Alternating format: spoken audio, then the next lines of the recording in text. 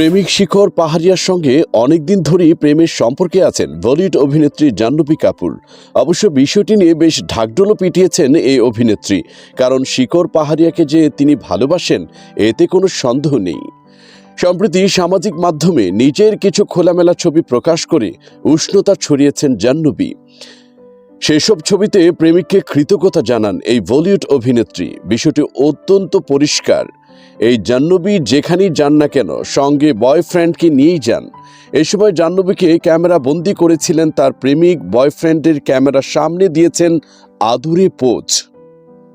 সরাসরি নাম না উল্লেখ করলেও যা পরোক্ষভাবে বোঝানোর চেষ্টা করেছেন এই অভিনেত্রী।